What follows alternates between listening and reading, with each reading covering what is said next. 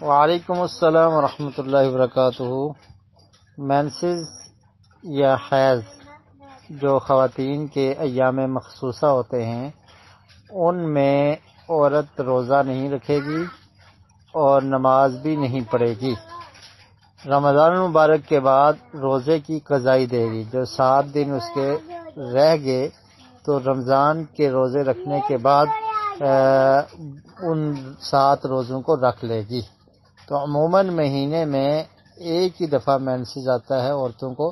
اگر شروع رمضان میں آ گیا تو ممکن ہے کہ پھر رمضان کے بعد دوبارہ یہ دن آئے، لیکن کچھ جلدی بھی ہو سکتا ہے، جیسا آپ بتا رہے ہیں شروع رمضان کے دن بھی اور آخری رمضان کے دن بھی ضائع ہو گئے۔